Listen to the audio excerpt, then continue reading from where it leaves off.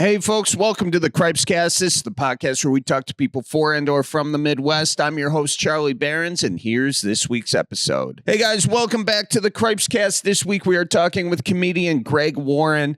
I'm not in the studio this week. I'm getting a little R&R in, doing some work, really, kind of up north, fixing things that are broken. There's a lot of broken things. If you get a spot up north, you know, that's something to know. A lot of it's going to be broken. And then you're going to learn to fix it, and then you're going to learn how to fix it better because it's going to break again. So that's what I'm doing. But I'm excited to talk with Greg Warren. He's a great comedian. His new special, The Champ, is out on YouTube. He partnered up with Nate Bargatze. Nate Land produced it. And, yeah, it's just it's a fun deal. Fun chit-chatting with Greg about just everything from, you know, Pringles to parking fees at hotels. So we had a lot to chit chat about. Also, a guy named Bart in St. Louis. So I think you're going to enjoy the podcast. I certainly did. Not certainly did. Anyway, ladies and gentlemen, here is my conversation. Oh, wait. I can't dive in yet. I got to let you guys know that this is our last Cripescast episode for the summer. We're going to take a break this summer, and then we are going to be back at it in the fall. We're going to have some updated stuff. You know, it's going to be kind of a new format. It's going to be fun. I'm excited about it. And also, you know, there may be like a one-off episode here and there throughout the summer, but for the most part, we're just going to kind of reset. And anyways, I'm excited about that. I'm excited to take a little time this summer. And so we'll see you guys come the fall. Until then, keep her moving, watch for deer, and enjoy my conversation with Greg Warren. What are you doing out in LA? I had a corporate in Huntington Beach a couple days ago, and then I did the Irvine Improv, and I've been out here just doing a bunch of this type of stuff, doing, you know, podcasts and stuff to try to promote the special. But. Yeah, the special's great, by the way. Oh, thanks, dude. What's like, you know, I want to talk about the special. We'll actually get to that in a second, but we're trying to start off every podcast with sort of a simple question of what makes you say cripes? And, you know, if you're not familiar with cripes, it's like kind of the upper Midwest version of, cripes, you know? So if you wanted it used in a sentence, that's it. What kind of grinds your gears, though? What gets you going?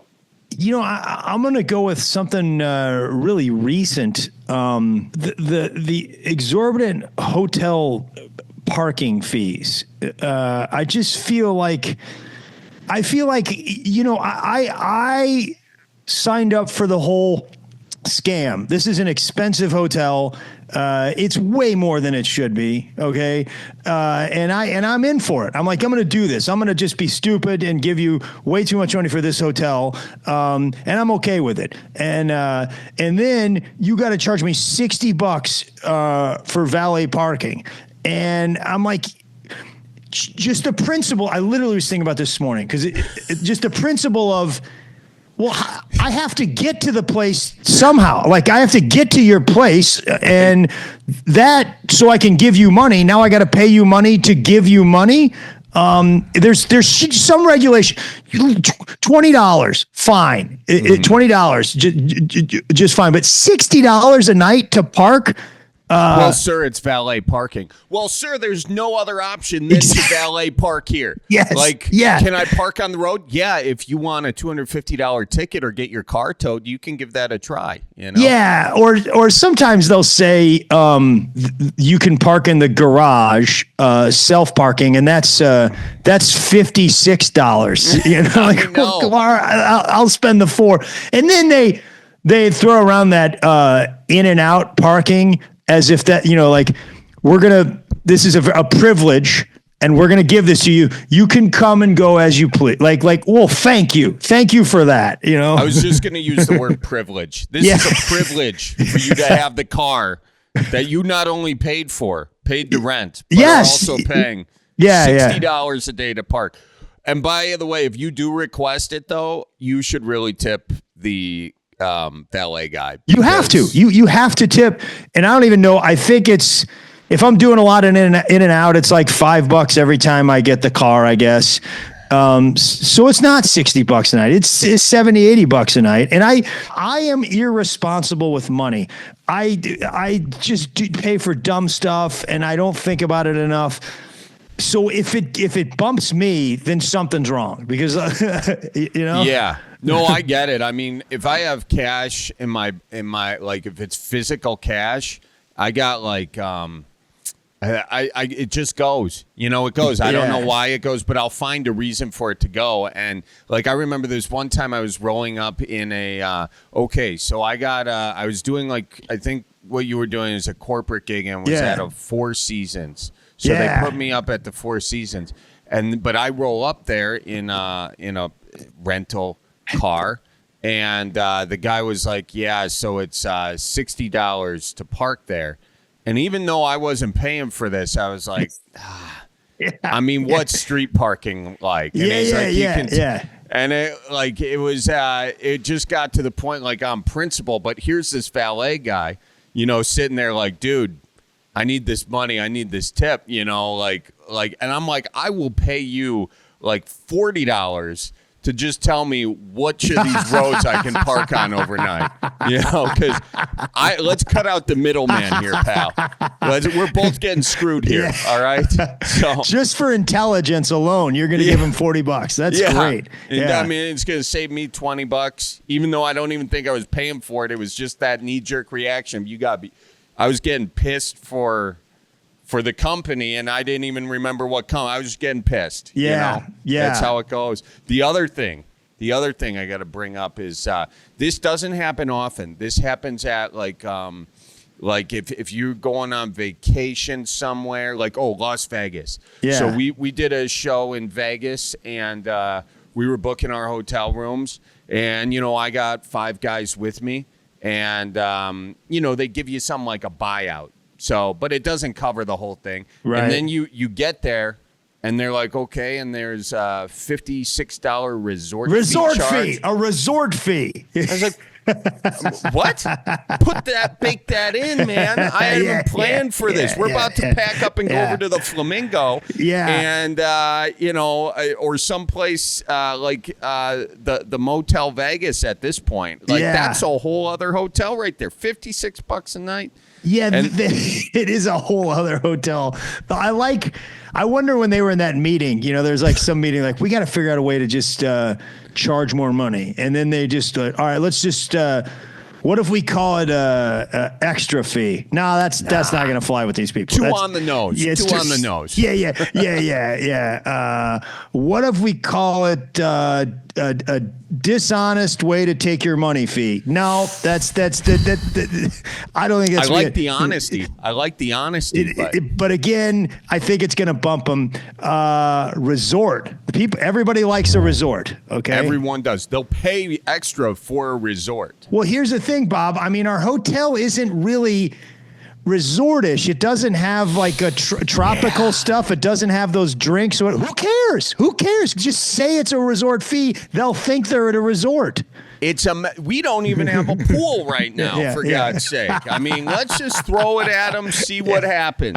Let's see what happens. My guess is this is a hotel that's nicer than your standard hotel. Some fella's going to come in with a gal, or some gal's going to come in with a fella, not trying to be sexist, and they're going to be embarrassed to complain about the resort fee. Yes. I bet you. Yeah, humiliating. Yeah. We're going to get that humiliation money. Right there. There you go. It is.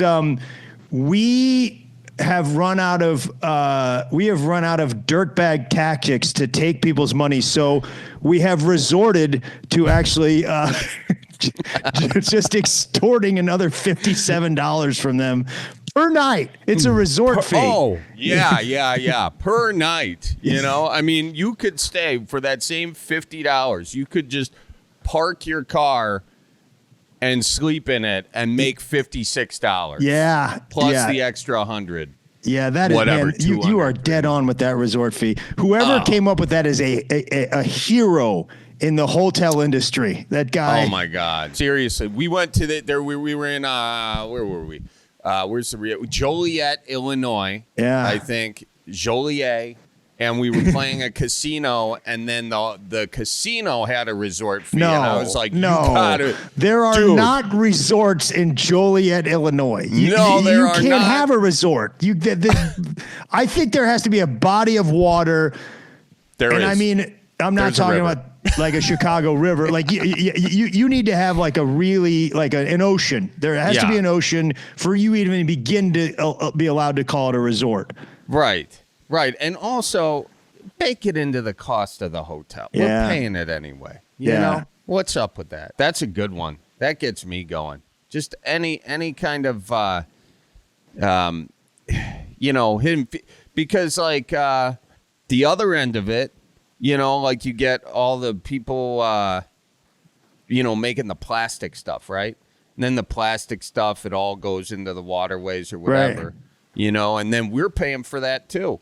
Like that's just a hidden fee of clean up the water. Oh fee, yeah. And so we always get to it. But that's why I really like your podcast. I like hearing the history of all these companies, and it's man. It doesn't all go down this road, but it's kind of fun. What made you guys want to choose that as sort of a jumping off point? Well, a couple of things. I did work in consumer products for 10 years. I sold like Pringles and Jif and Duncan Hines and Crisco. So I've always sort of had an affinity for brands. And then there's a show, a syndicated radio show, a morning show, the Bob and Tom show that I've, done stuff on there forever. And they had me do this report where I would just one day, Tom called me. He's like, I want you to do a thing called the Warren Report. I'm like, okay. I go, what do you want? He goes, I don't care. Just talk about something every day. So I just had to find stuff to talk about. And the stuff I found myself most interested in talking about was brands. I think I did one of the first ones I did was on KFC, which is a fascinating brand. The Colonel sold KFC to, a conglomerate, which went to another conglomerate at some point, but they kept him on as like the face of Kentucky Fried Chicken. And he went around in the uniform and was like the spokesperson and went on Carson and stuff like that. And they started changing the recipe for Kentucky Fried Chicken after he sold it, and he was very angry about that. So what he would do, he'd go to these local KFCs and he'd walk in and order chicken, and if he didn't like it, he'd throw the chicken on the floor and start swearing. It's like, I'm not a big advocate of cell phone cameras, but I wish somebody had one back then to capture the Colonel throwing chicken on the floor and swearing about the chicken. It was the right protest, the wrong moment, Yeah. Like he probably had to do that like hundreds of times for people to tie. Would just taken one video one time and they're going to change that recipe. Yeah. So I just like these little. I just got it. So we were like, we're going to do a podcast. And Nate was cool enough to say, let's put it on his network. And I was like, I didn't want it to be just comedians talking about comedy. I enjoy that. But I was like, let's try to do something different. So we were like, let's pick one brand a week and do a deep dive. And it's cool. I think people will learn something. I say at least 3 to 4 times during the podcast, people are going to be like, I don't think they're right about that, but it's been pretty fun. Well, you got a journalism background too, don't you? Yeah, I mean, I went to J school. Yeah, me too. Did you really? Where did you go? The way you said that too. Yeah, I went to J school. I went to UW-Madison. Oh, great, man. Yeah. Oh, that place is awesome. Yeah. Oh, yeah. Have you played there? Yeah, I played that club once. I played, I think, the theater a couple times with some guys from the Bob and Tom show. And then when I was in college, I wrestled in college for Missouri, and they had this tournament every year at UW called the Northern Open. It was like the Saturday after Thanksgiving. So we'd go up there and wrestle a lot of the Big Ten teams. So it's just, man, what a cool place. Oh, dude, it's great. I was just there doing we're doing a little show at Comedy on State. And then great club, man. Great club. Oh, my God. Yeah, it's killer. And then just walking around, it's real nice in the summer. I don't know when you went there, but oh, my God. I'd pay a resort fee in that town in the summer. I'd pay a resort fee. I mean, that lake is big enough. You could say it's big enough body of water. Yeah. If you look at it, you're drunk enough. It could. The sun's at the right level and the sky is blue. It could look a little blue itself. You could mistake it as an ocean if all those things happen. Absolutely. I still remember I was there and I was walking around that lake and there was like one. It was the winter and there was like one guy out on a boat, like a rowboat or something in the middle, just this one guy on that lake. And it looked like Godfather 2 when they shot Fredo. Like if you remember, like Fredo was like Hail Mary, full of grace. Yes. I was like, I looked out there. I'm like, oh no, Fredo's going to get it again, man.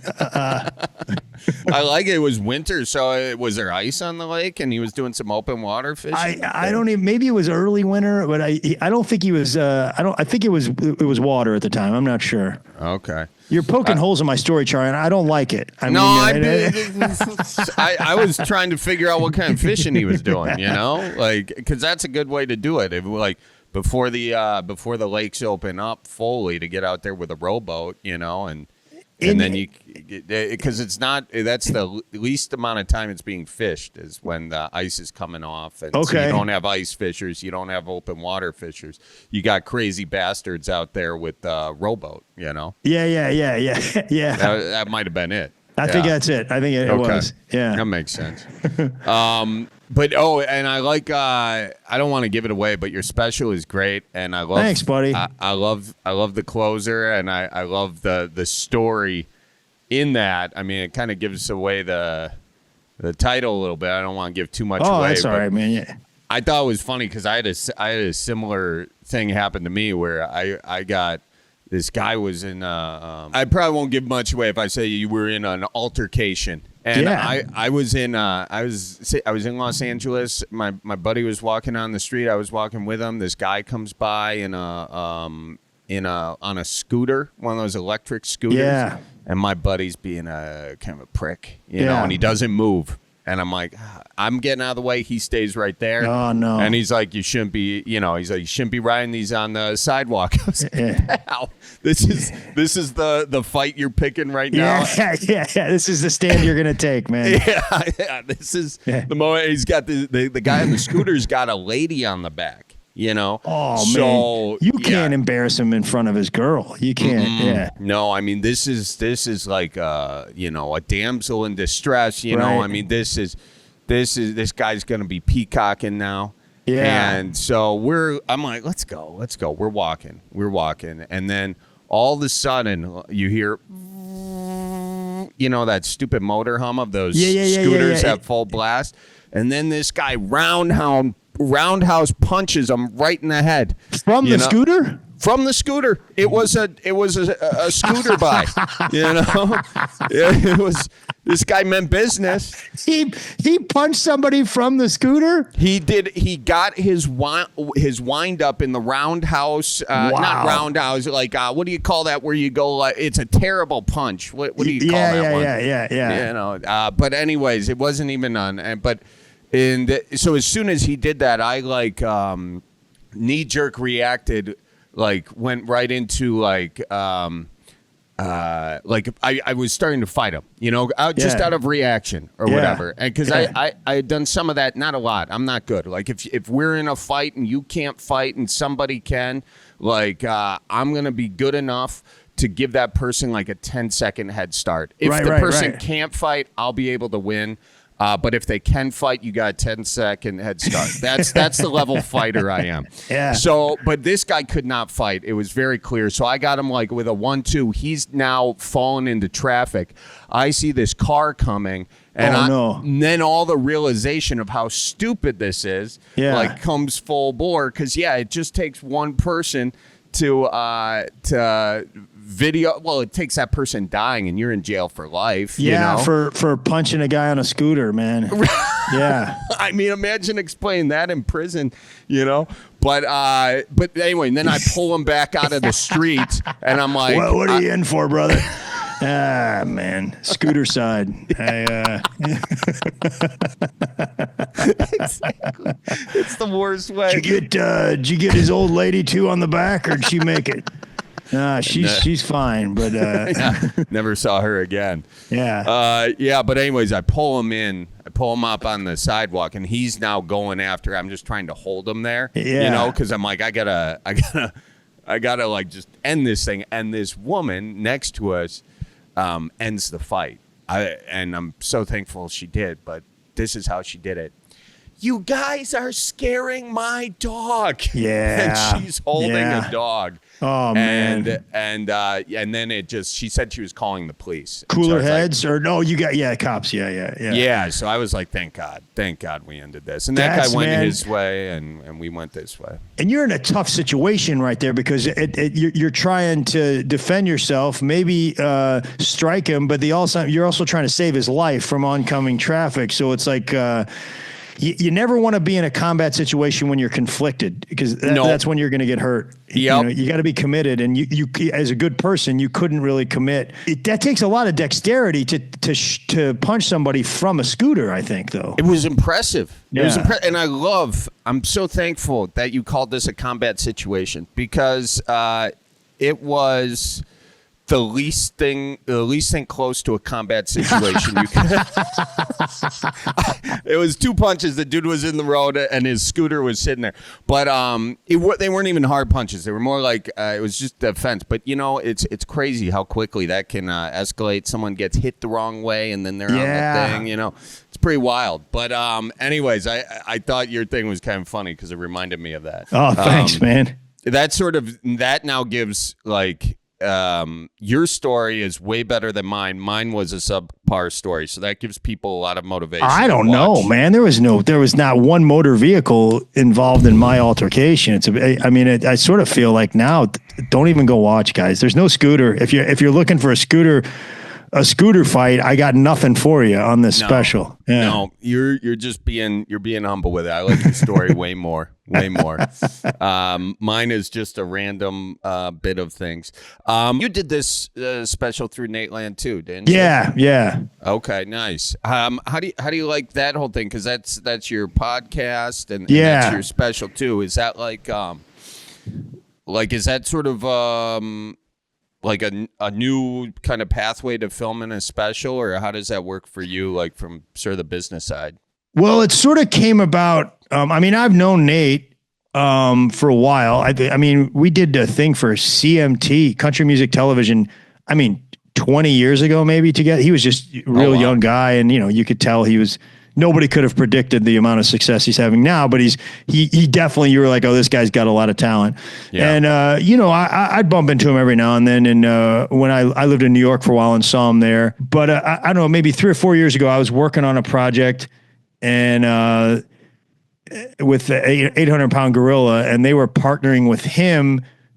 He decided, hey, I want to start producing stuff that's family friendly, stuff you can watch with your kids. And I'm going to put it out under my brand, which is Nateland. And 800-pound gorilla is like, hey, Greg Warren's working on this thing that's, fits that. And we think it's pretty good. It's about him selling peanut butter. And Nate was like, yeah, I like Greg a lot, man. And so we just, that's how it started. And he really helped, man. He was, that first one, he was there actually directing it, and he doesn't get involved too much, but he did have a couple of really, really good notes on the last special.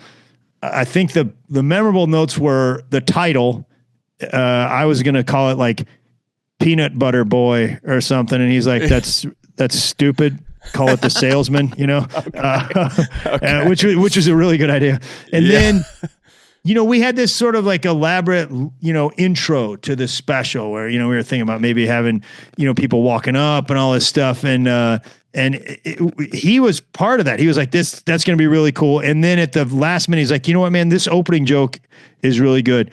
Just flash up a title card for 3 seconds and start the joke. And I was like, I don't know, dude. And then that just, I don't know, it sort of changed the special for me. So, and then I had another block of material about like college cheers and fight songs and stuff like that. He's like, hey, this stuff's great, but use it for just social media. It doesn't fit with the rest of it. And I was like, yeah, but it's funny. He's like, just trust me. And so the three things that he weighed in on were great. So, and then I started going on his podcast with a little bit of frequency, and that worked out.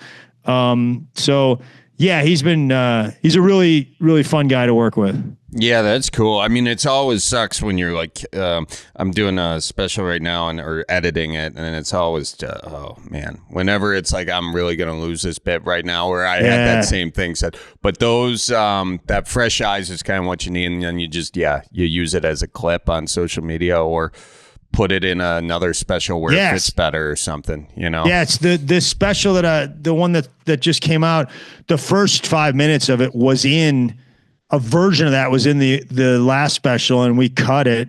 I cut that.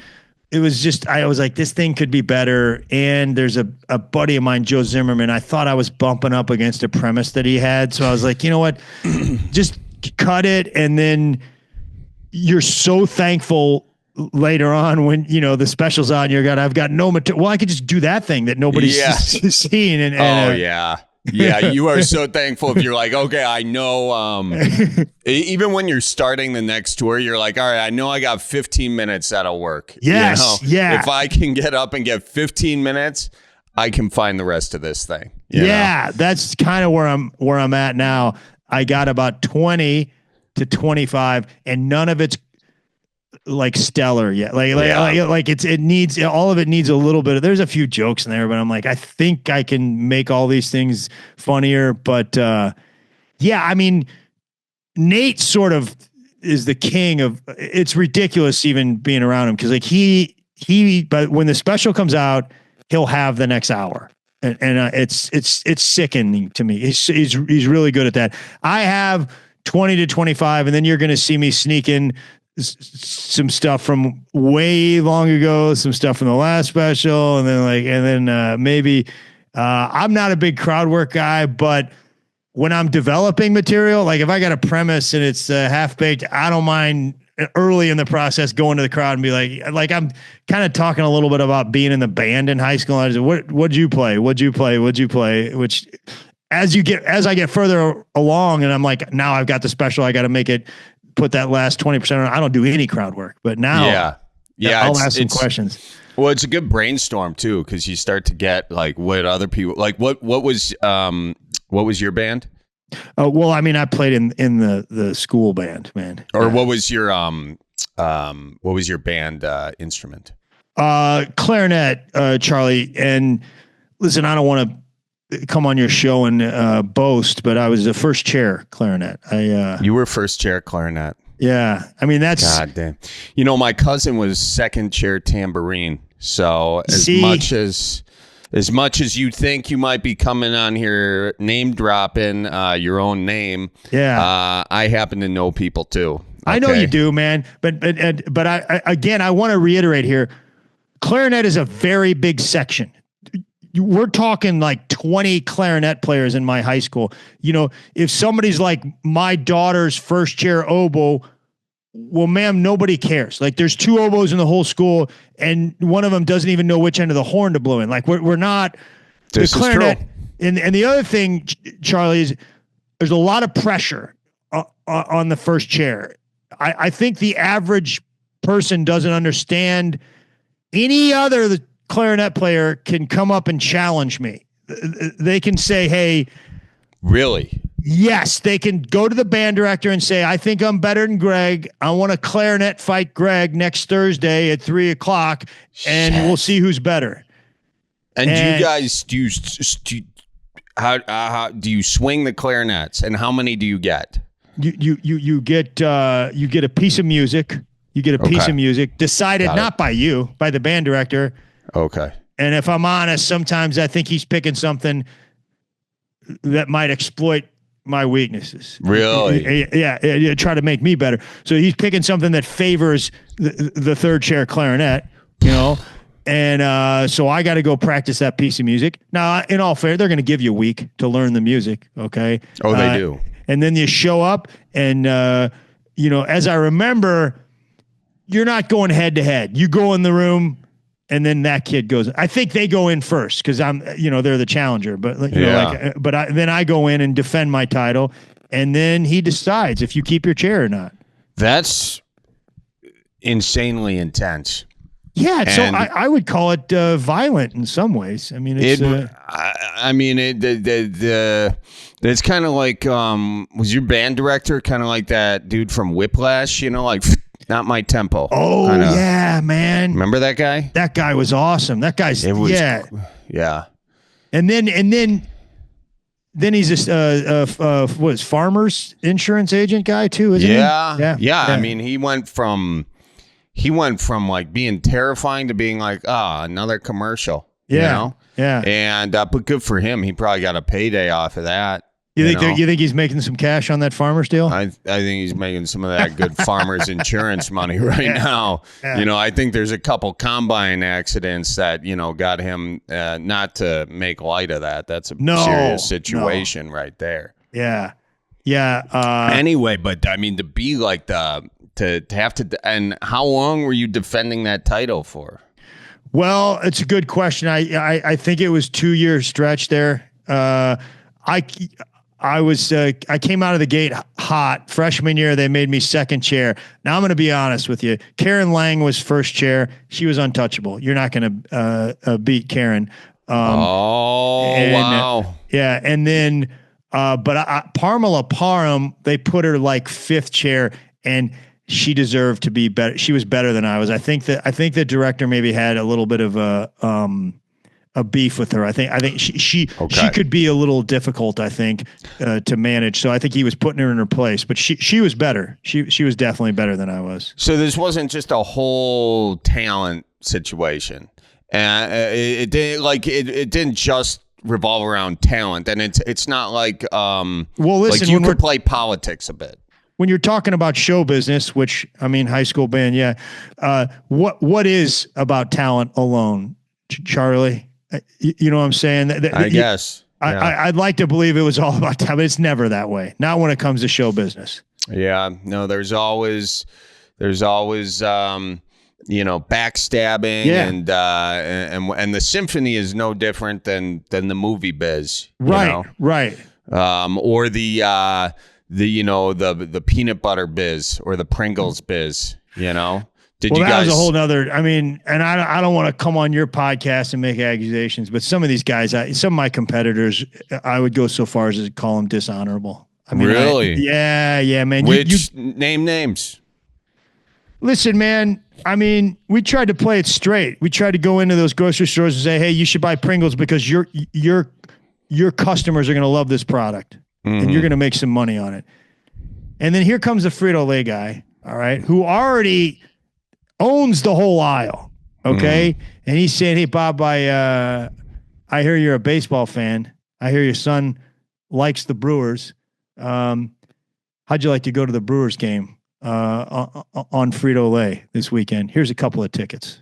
I don't expect anything from you, but here's a couple of tickets to the Brewers game, And I don't expect anything. I mean, if for some reason you wanted to take down that Pringles end cap and put out Lay's up there, hey, I'm not going to have a problem with it. But that kind of thing, Charlie. Bribery. I didn't say it. You said it. I said it. It's straight up bribery. It's how the whole sales game goes, and that's how we got those little Pringles knockoffs in the Frito-Lay, and those are plastic cans. Are you talking about Stacks? I don't know. I think so. Yeah, maybe. You're talking about Stacks, man. And, what are Stacks? A guy with my background, I that hurts when you even say that. like that. Those things.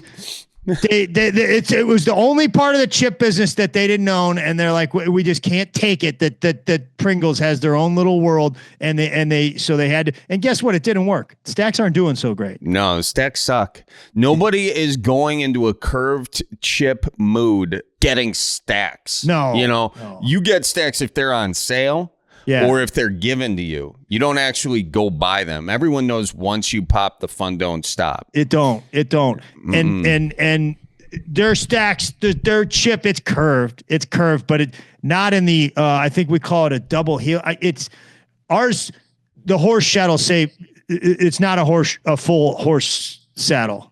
Theirs it doesn't look like a horse saddle. Ours is a horse saddle. Yeah. Give you a little background, Charlie. Our Pringles came out in '68, and it was doing Summer well. of Love. Yeah, yeah. It was doing well, and things were going great. And then they started whining. Some of our competitors. I'm gonna guess Frito was one of them. They started whining and said, "Hey, they're not full potato chips." So the government steps in and they say, "You guys are made up of corn and soy and wheat and potatoes. You're not 100% potatoes. You can't call yourselves potato chips. You have to call yourselves potato crisps." And Frito-Lay was like, see if they can sell any now. And the people were like, you know what? We still like them. And Frito-Lay was like, hey, they're not made of 100% potatoes. And people were like, yeah, we kind of figured that when they were uniformly stacked on top of each other in the perfect shape of a horse saddle. Okay. We got it. Those gummy orange slice candies, not real oranges. We figured that out too. Like, yeah, they're whiners, Charlie. And here's the thing. I'll come on your show and say it publicly, maybe for the first time. I'm a fan of Fritos, the corn chips. Oh, yeah, the scoops. I love them. And it kills me to eat them because they were a competitor, but I love them. Mm-hmm. I'll tell you, your neck of the woods. Are you up in Minnesota right now? Did I hear that? Wisconsin. You're in Wisconsin. Okay. Yeah. I think I knew you were from Wisconsin, but so does Old Dutch get into Wisconsin at all? Old Dutch chips? Oh, sure. Yeah. That's a good chip, man. That's a good chip. Regional chip. And I love those guys. It's in Wisconsin, a lot in Minnesota. And those guys, they stood up to Frito and said, hey, yeah, you guys are a big deal, but don't try to bring it up here. You're not going to kick us out. They got rid of a ton of those regional chippers. Orden went down. Everybody went down, but Old Dutch stood strong. Wow. That's impressive. I mean, that takes, it's not just the demand from the people. And that's what I don't think people realize is like, it's about what you're saying, the salesman getting in there, making deals. Hey, if you want this, I'll give you a deal on these chips that everyone likes, but you gotta put like a thing up for these chips that nobody knows about. It takes a lot of wheeling and dealing. There's a lot of shoeboxes of money going on, a lot of pickle jars of pennies, exchanging hands in back alleyways. Yeah, it's a dirty business, man. It's a dirty business. It is. I mean, what was it like in that for a while? Did you ever succumb to sort of the pressures of the fulfillments and ever, slip anyone a little bit something beyond the product? I got lawyers, and I'm a public figure now. I can't. What are you? I mean, you didn't think it was going to turn into this kind of a podcast. I got a comedy special out right now. You're trying to undercut me. Like this is. Everything's going right in my career this week, and you're trying to take me down. I'm doing you a favor. I'm trying to get you in. I'm trying to get you just the right amount of bad press to get you the headlines to send those numbers shooting sky high. Man. Yeah, this is a guy you're right, man. I did it. I did it, man. All right. I did some terrible stuff. Get some tears going. Get some tears going. Yeah, and you know what? This is good. I'm sorry. Okay. I'm a human being. Yeah. I'm flawed. I don't like who I used to be. I'd like to think it would be different today, but if somebody came around, let me put the shoes on your feet. I mean, somebody offers you a full end aisle display in 150 pick and save stores of Pringles, you're going to give them something, right? I mean, you think you have principles until somebody comes in and says this, hey man, we're going to put Pringles up in every pick and save store and it's going to have an end aisle display. And we're going to put it in the circular 99-cent Pringles. That stuff's going to move. By the way, we'll give you an extra facing on all your flavors. And what do you have to do in exchange? Well, in that moment, probably anything it takes. And I don't like to say it. I don't want to say it, but yeah, whatever. I mean, I don't know. I just have to say, if the shoes were on the other feet, I'd still turn it down because those shoes probably don't have my custom orthotics in them, and I have back problems. So, hate to say it, but if those shoes had my custom orthotics, then yeah, I'd do it in a second. And you know, do you really have orthotics? Oh yeah, I do. So I got them one time, and this is how stupid I am. They came in the mail. I went to the shoe guy, foot guy. What's his name? The podiatrist. I go to the podiatrist and I get them measured or whatever, and they send them to me. You know, they have them shipped to me, and he's like, wear them for a couple of weeks and come in and we'll talk about it. So I wore them for a couple of weeks, and he goes, hey man, you got they're on the wrong foot. Like you reversed the foot. and how do you even do that? Well, did you put them upside down? No, I put them my arches were collapsed. So I thought that they're trying to raise my arches. I thought they were trying to raise, and I remember him looking at me. He goes, I guess I could see how you would think that. And on the inside, I could tell like, this is the stupidest human being I've ever. Now I was in my 20s when this happened, but I distinctly remember that. I got orthotics, and for a week or two, I wore them the wrong way. And he's like, what are you doing? I'm like, well, no, I thought I was supposed to raise the arch. That would he's like, yeah, I guess I could see how you would think that. But I know. He's like, had a good time with the office staff for the rest of the day. Like, hey, you're not gonna believe. There had to be a camera in there that I didn't see. You're not gonna believe this guy. I mean, that must have been insanely painful. Did you even wear them to correct it, or did you just give up on it altogether? Did you just cut your losses? I think I eventually did cut my. I did try for a while. Do you run with them? I do kind of everything with them, yeah. Really? Because now I'm used to them. Yeah. And so I had arthritis on my big toe knuckle, arthritis, because I think I broke it at some point. Did a toe bomb in soccer one too many times. Yeah. Anyways, but it's helped out significantly with it, you know, because it's not hurting the way it once was. It's You're a young guy to have toe arthritis, man. Well, a real young guy. I hate to say it. Maybe I just moisturize well, you know? I don't know, buddy. I've seen some things, okay? Okay. I mean, you look real young to be having toe arthritis, man. That is, yeah.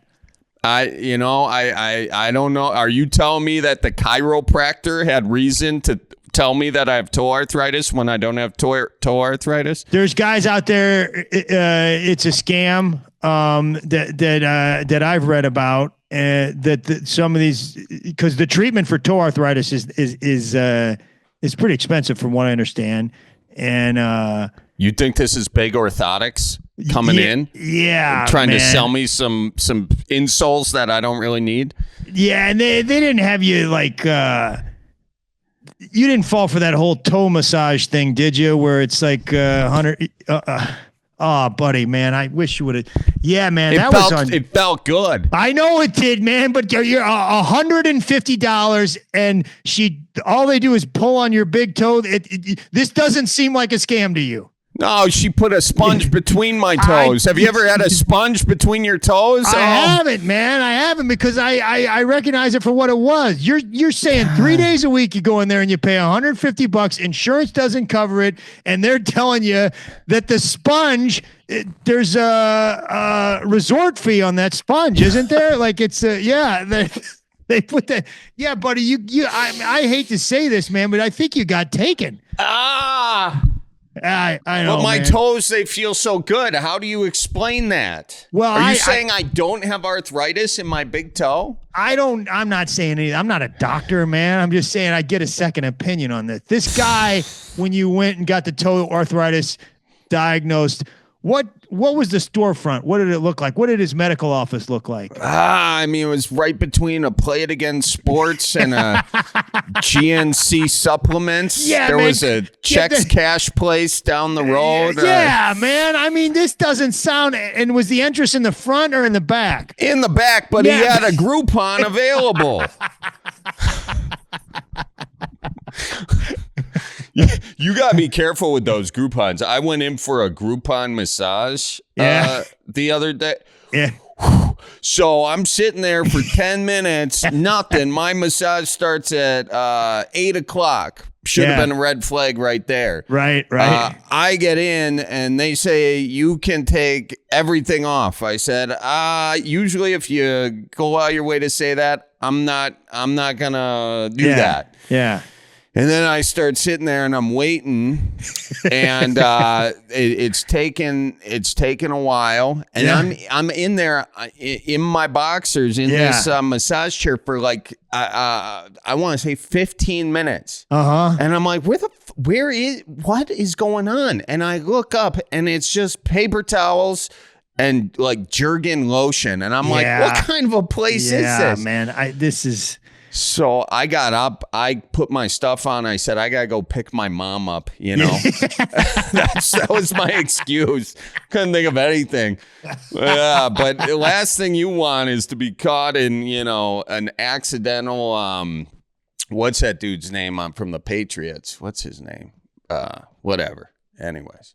Yeah, there's a lot. I mean, you got, are you talking about the murderer? No, the Patriots, the owner, Robert Kraft. Oh, Robert Kraft, he got caught doing some interesting stuff. And no one will believe that you went there because of a Groupon. They're going to think you sought that out. Yeah, so, Bob, you don't need to be using Groupons, man. You own the Patriots.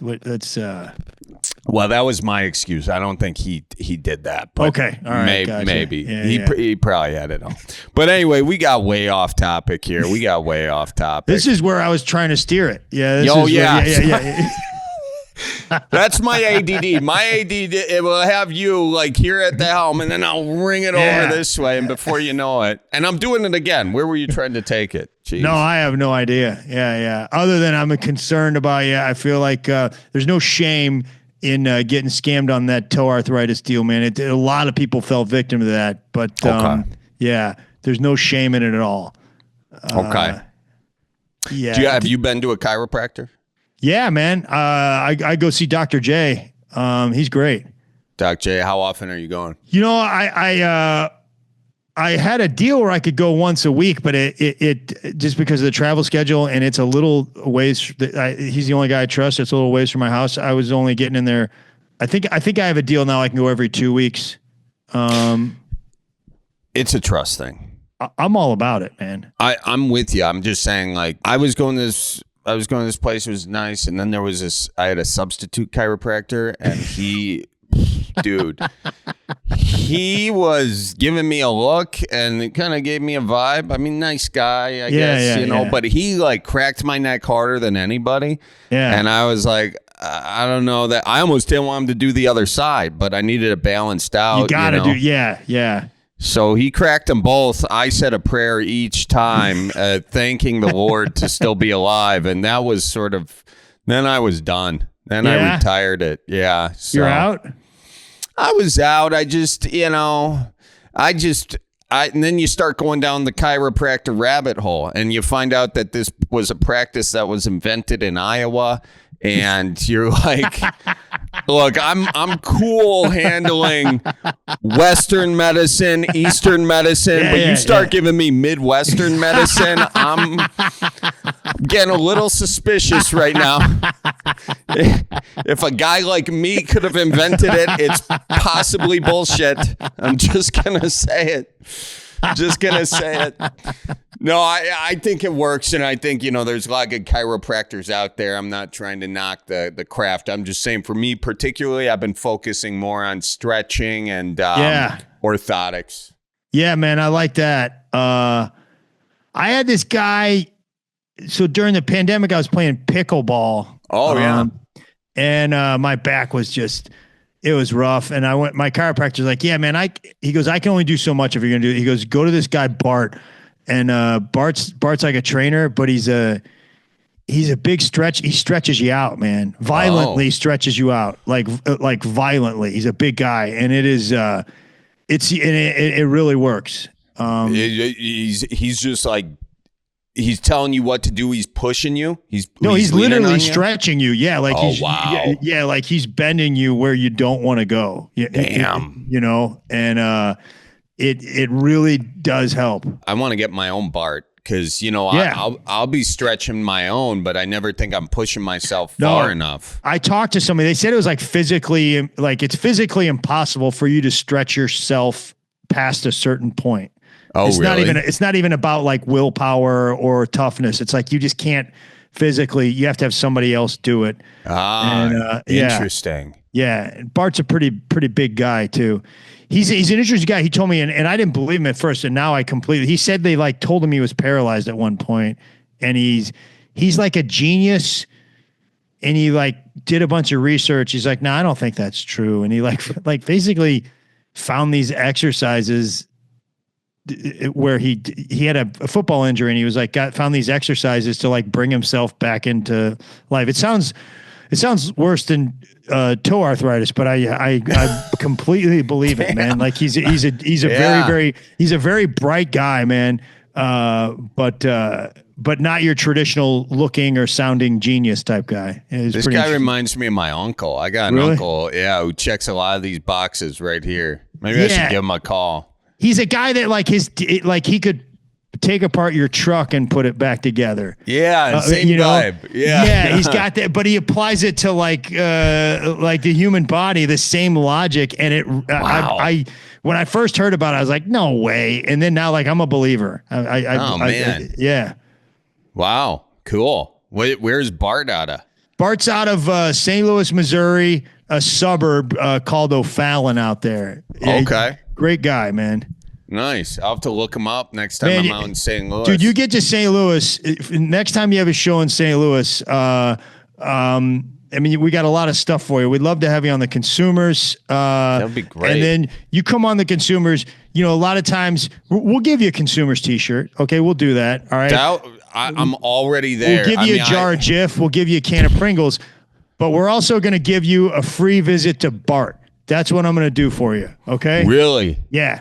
Wow. You had me at Pringles and now you're throwing on a Bart. I'll get you a free visit to Bart. It'll change your life, man. All right. I got to book comedy club down there or something just to make it happen. Okay. You tell me, man. You tell me. No, I appreciate that. That would be lovely. I'm really excited for that. I was just down there and, I was going past the arch and do you mind if I ask a somewhat possibly inappropriate question about that arch?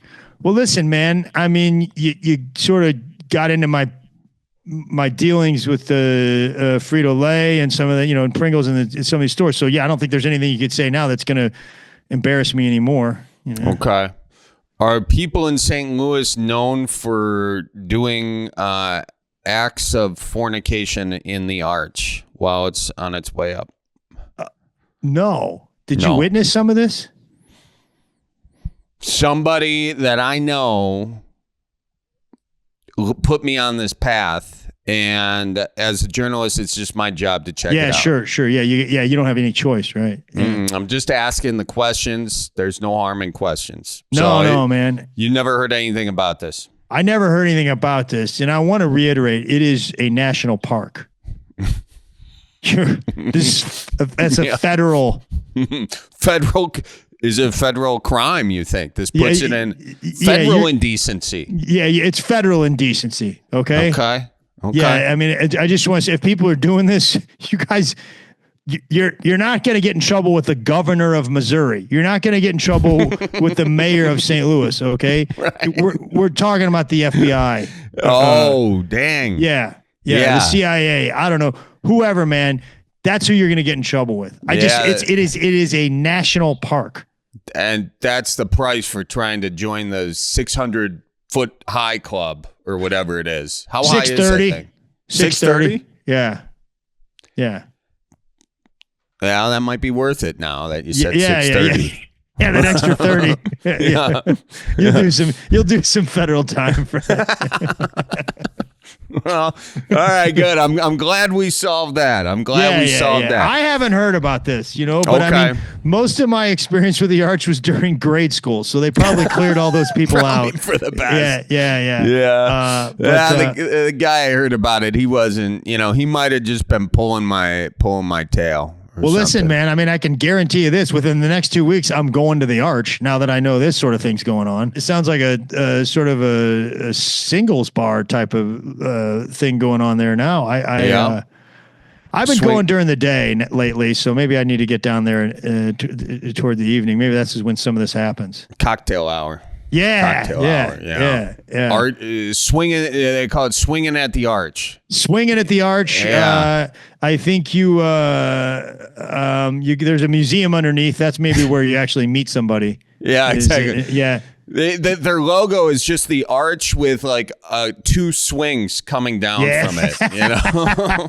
So that would actually be a great thing for the Arch, to dangle a bunch of swings from the top of that thing. That's going to be a money maker, is what that's going to be. Like if you have a swing that's that long, I mean, you're going into Illinois. You're going across the river and into Illinois if you get that. Yeah. Yeah. Imagine the pumping. I mean, I don't think we've come a long way with like theme parks or whatever, but like swing sets have always just stayed the same size, and where are the extreme swingers? I've never thought of that. Neither had I. I would probably put one of those, those porch swings that they have. I'd like to see one of those, just sort of in keeping with the whole swinger thing. You got a partner, which I've always felt, if you're on a porch swing with a girl or guy that you're seeing, and you guys just can't get it going in the same direction. You know how you get that thing where it's just wobbling? Yes.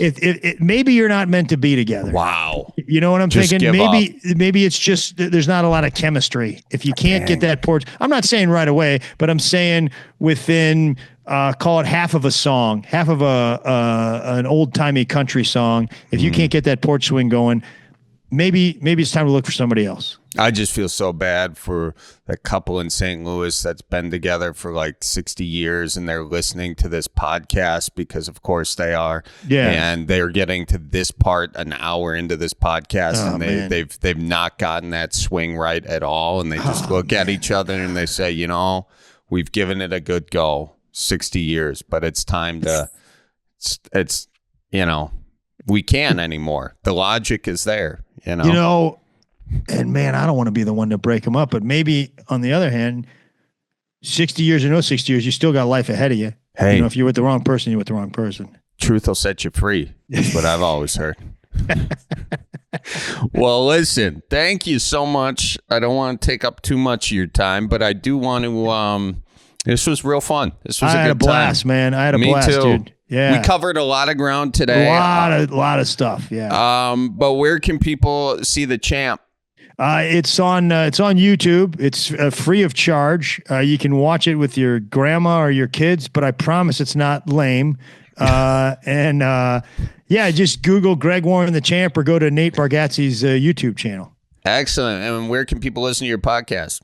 Also Nate's channel on YouTube or anywhere you get podcasts. It's called the Consumers. And I'm honest, man. We would love to have you on if you ever get down to St. Louis, man. I'll definitely let you know. That'd be super fun. Yeah, I love even it. if you get somewhere close, we might come to you.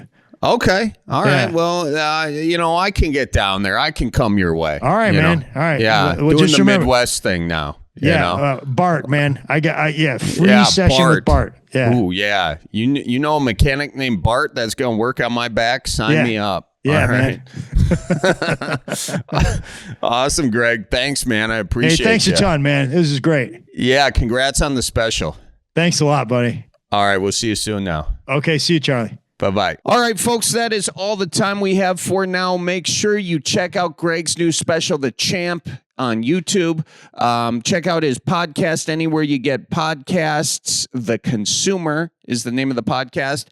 You can follow Greg at Greg Warren on Twitter, Facebook, Greg Warren Comedy, and at Grok Warren everywhere else. So check him out, and we'll see you guys. We'll see you guys come the fall. Thanks to Hannah Milos and Kelly Maraca for producing, editing. Thanks to all of you for listening, and enjoy the summer and watch for deer. We'll see you soon. So roll out the barrel and get the band brewing. Life's got you down, and just keep her moving. It's on Wisconsin, the Badgers say it's the old Wisconsin Jubilee. You know, sometimes when you're ice fishing, you put your foot in the walleye hole and go ass over tea kettle and you think you're done. No, you gotta keep her moving.